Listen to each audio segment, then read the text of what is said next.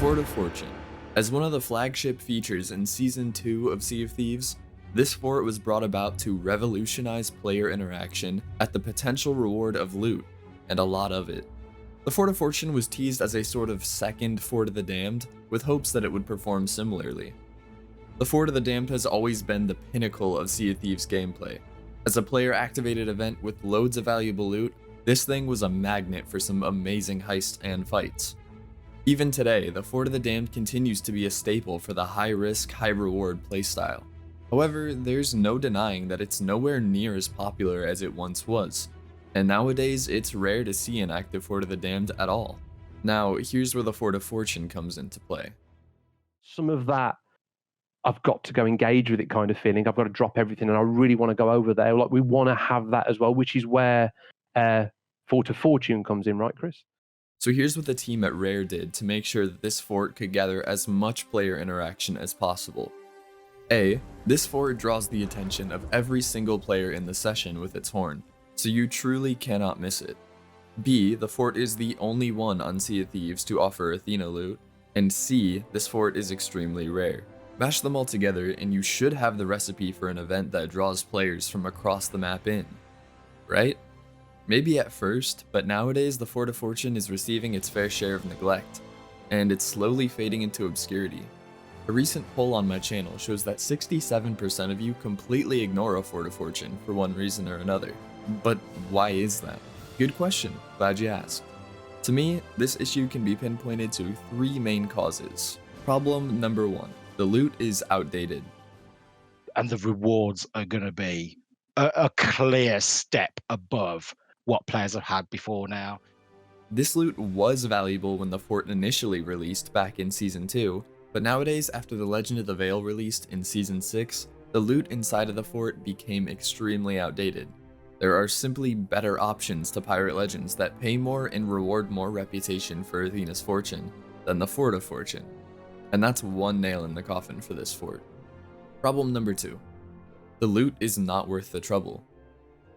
Okay, but with Fort of Fortune in particular, like, to get that sense of we need to take part. Unfortunately, that just doesn't seem to be the case for most crews. There are just too many waves and it takes far too long to complete for what you get. A Fort of Fortune has skeleton captains that appear every 3 waves and has a total of 3 boss waves. The first boss wave consists of 1 skeleton lord, the second with 2 skeleton lords at the same time, and the final wave consisting of an entire Ashen Lord. All of this, of course, takes place while rival crews have the chance to interfere. Not to mention that the fort doesn't scale for smaller crews, so going in to do this fort solo or even just with 2 people is a pretty awful experience.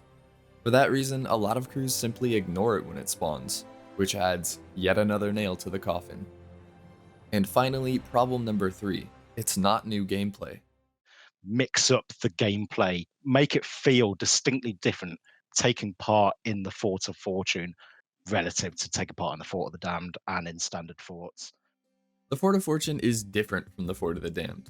The waves of skeletons that spawn there can only be defeated using the various flames of fate that were originally collected.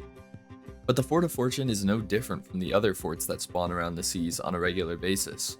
And for that reason, the gameplay here is repetitive, and that's really unfortunate, because the Fort of Fortune has some incredible potential to be a really unique experience. This, of course, serves as the final nail in the coffin for why many players simply don't bother with the fort anymore. Now that's not to say that this fort is bad in its entirety though. The Fort of Fortune is a really great idea, and a solid effort at an attempt to recreate the Fort of the Damned experience. It just falls flat on those key areas. So let's go back to those 3 points I brought up before. Each of those actually has a relatively simple solution. Regarding the outdated loot, replace it. A Fort of Fortune offers the following Athena loot as a reward: a guaranteed chest of legends, 2 kegs of ancient black powder, 4 crates of legendary voyages, 4 to 7 gilded relics, 0 to 3 chalices of ancient fortune, and finally 1 to 2 villainous skulls of ancient fortune. Most of these, unfortunately, are low-tier Athena loot.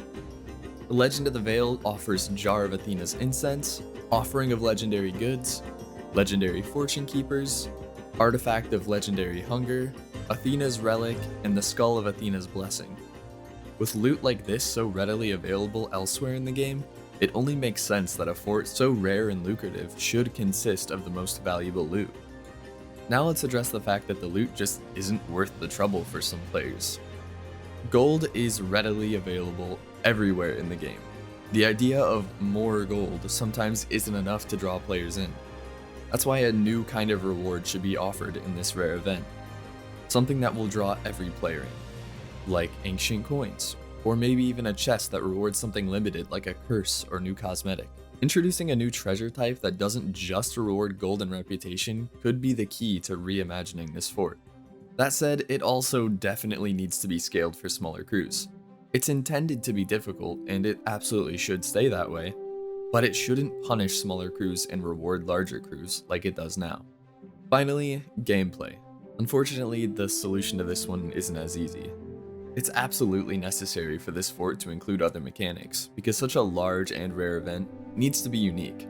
As it stands right now, every part of the fort's waves can be found in other events across the sea. Incorporating other mechanics into the fight, similar to how the Fort of the Damned works, is necessary. So I'm curious what changes you would make to Fort of Fortune to make the gameplay unique. If you have any ideas, feel free to drop them in the comment section. All in all, there's lots of room for improvement, and it's by no means a lost cause. The Fort of Fortune is a really great concept with a big potential to be so much better. But for now, at least, it's a good place to catch some battle gil. And that just about sums up my take on the Fort of Fortune problem. Without a doubt, this fort can be a lot of fun when everything works as planned, and some really great player interaction can take place. But its flame is fading, and we as a community need to constantly push for change in this game. If you've reached this point of the video, I want to thank you for sticking around, and if you like what you saw, please consider giving me a thumbs up or even subscribing. It would mean the world to me. If you have any thoughts or suggestions for things you'd like to see from me in the future, feel free to let me know. Hope you enjoyed, thanks for watching, and I'll see you next time.